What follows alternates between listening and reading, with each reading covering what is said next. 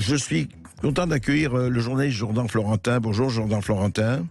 Bonjour André Berkoff, merci de me recevoir. Alors vous êtes donc quand il y a eu la manifestation contre la réforme, contre le projet de loi de la réforme des retraites, soyons précis, il vous est arrivé quelque chose. Vous êtes journaliste à Boulevard Voltaire, si je ne m'abuse.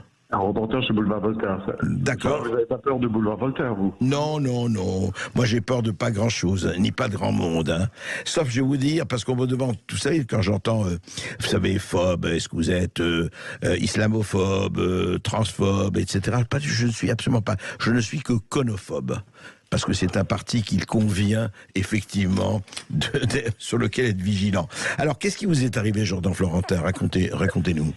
Écoutez, c'est très simple, ça s'est passé en un quart de seconde. En fait, on était avec ma collègue journaliste, on avait notre matériel en train de filmer, du coup, à ce moment précis, les antifas qui étaient en tête de cortège de la manifestation d'hier, quand deux personnes sont passées encagoulées avec des capuches et ont projeté, en fait, mais en un quart de seconde, notre matériel au sol. On a à peine eu le temps de réagir, on a juste ramassé notre matériel et ma sécurité est partie en courant pour aller rattraper l'une des deux personnes qui s'est avérée être une jeune fille et qui n'est autre que Daphné Deschamps, qui est une journaliste indépendante qui œuvre pour Politis, Libé et Street Press. Voilà. C'est-à-dire elle est arrivée avec quelqu'un et ils vous ont carrément arraché les mains et jeté par terre, caméra, etc. Ils ont fait ça très lâchement, hein. Ils sont passés, ils ont mis leur capuche et ils ont mis un coup dans le matériel et tout est tombé au sol en fait. Et nous on n'a donc pas eu le temps de réagir. Et je pense qu'ils ne s'attendaient pas à ce qu'ensuite on les rattrape, qu'on les photographie, qu'on les diffuse sur les réseaux. C'était hors de gestion de laisser ça en toute impunité en fait. Et c'est là qu'on a découvert que c'était des journalistes de gauche. Mais c'est quand même c'est bizarre que ce soit gauche ou droite. Moi je comprends pas justement de la part de journalistes de tels comportements. Enfin ça paraît vraiment bizarre. Qu'est-ce que ça veut dire de s'en prendre à quelqu'un qui a une caméra? Ça veut dire qu'ils n'ont pas choisi s'ils étaient antifa ou journalistes en fait. Ce sont des militants et on n'a vu aucune condamnation de la part de leurs équipes de rédaction. Voilà, imaginez une seconde.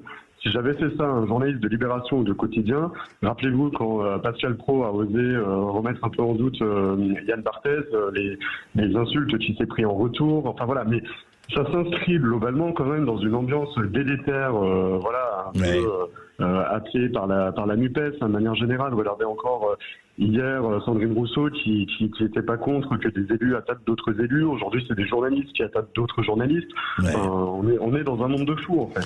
Oui, c'est assez terrifiant. Vous savez, surtout le jour où on annonce la mort de Philippe Tesson, à qui j'ai rendu hommage, qu'elle est extraordinaire journaliste et grand monsieur, enfin que j'ai bien connu et on est un certain nombre de milliers à être bien connu avec ce qu'il a fait. Mais à votre avis, juste Jourdan Florentin, c'est quoi? C'est un climat, vous parlez de climat délétère, c'est quoi? C'est-à-dire qu'il y a plus de tout se vaut, tout est possible, c'est en soi, et heureusement il n'y a pas eu mort d'homme ni blessure, mais enfin, ça veut dire quoi? Ça veut dire que si vous n'êtes pas de telle ou telle étiquette maintenant, eh bien, allez, c'est open bar pour vous attaquer ou pour vous agresser? Ça veut dire deux choses. Ça veut dire premièrement qu'il y a une ultra-gauche qui est en roue libre totale dans ce pays. Hein. Vous voyez, hier, on avait quand même des antifas. C'était des antifas qui dirigeaient le cortège des manifestants avec des slogans du type « tout le monde déteste la police ». Non, la réalité, c'est que tout le monde déteste les antifas, pas la police. Et en toute impunité. Ce matin, Gérald Darmanin a annoncé la dissolution d'une association qui s'appelle Bordeaux Nationaliste. En revanche, on n'entend jamais rien sur les antifas. Donc en fait, on laisse l'ultra-gauche sévir partout dans ce pays avec des appels à la mobilisation dans la rue, à aller quasiment supprimer physiquement les journalistes de droite et les idées de droite. Et on est vraiment dans cette banalisation en fait d'une ultra-gauche qui est en roue libre totale. Écoutez, Jourdan Florentin, en tout cas, merci de votre témoignage. C'est important. D'ailleurs, je vous le dis, pour nous, s'il y avait des journalistes de gauche qui étaient aussi agressés, et que ce soit d'ailleurs qui que ce soit, pour moi, un journaliste agressé, qu'il soit de gauche, de droite, du centre ou d'ailleurs, ça ne veut rien dire. C'est la liberté d'expression qui est en marche. Ce n'est pas par l'agression et la violence qu'on résoudra quoi que ce soit. On le sait. On sait que ce sont des mots, mais c'est vrai aussi qu'il faudrait sévir et il faudrait qu'il y ait des sanctions et pas seulement pour les journalistes agresseurs. Il faudrait des sanctions pour tous ces gens qui estiment qu'ils peuvent se faire ce qu'ils veulent parce qu'ils ont le sentiment qu'ils peuvent le faire parce qu'il y a impunité. Il faudrait que ça cesse.